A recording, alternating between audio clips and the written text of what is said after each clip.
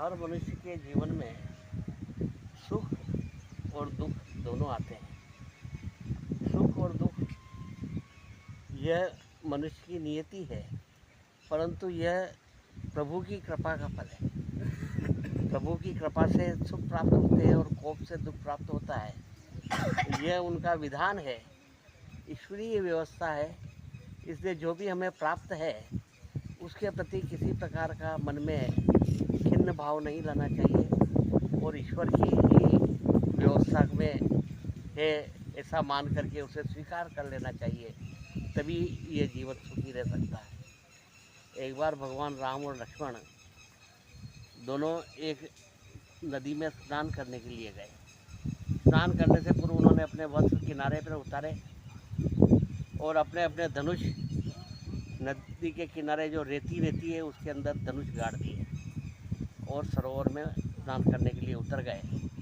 स्नान करने के जब बाद में बाहर वापस निकले तब उन्होंने देखा कि प्रभु श्री राम ने कि उन्होंने जहाँ धनुष गाड़ा था वहाँ पे कुछ खून के छींटे लगे हुए हैं। तो उन्होंने कहा ये खून के छींटे कहाँ से आ गए। तो उन्होंने कुछ थोड़ा सा अंदर देखा, खोदा तो एक मेंढक घायल अवस्था में पड़ा हुआ था। तो उस मेंढक के ऊपर वो धनुष लग गया था और मेंढक उससे घायल हो गया था। तब प्रभु श्री राम ने मेंढक से कहा कि जब हम धनुष गाड़ रहे थे तब तुम्हें कुछ तो प्रतिक्रिया करनी थी, कुछ छटपटा करनी थी, कुछ तो बचाने के लिए कहना था, कुछ तो गुहार करनी थी, कुछ तो पुकार करनी थी। जब सांप तुम्हें पकड़ता है तब तो तुम बहुत डर रहे थे और अब जब ये धनुष लगा तब तुम कुछ भी नहीं बोले, चुपचाप रहे, सहन करते रहे, मौन रहे। इसका क्या कारण है? तब मेंढक ने जवाब दिया कि जब सांप मुझे पकड़ता है तो मैं डराता हूँ, तब मैं आपको पुकारता हूँ, हे प्रभु श्री राम मुझे बचा लो, ये सांप मुझे खा रहा है। पर जब प्रभु श्री राम ने ही मुझे मारा तो मैं किसको पुकारूँ, कौन बचाए? जब भगवान ही अगर हमारे को दुख दे रहा है तो फिर हमें उसे स्वीकार कर लेना चाहिए, क्योंकि कोप और कृपा ये ईश्वर का विधान है और उसे स्वीकार करने में ही भलाई है।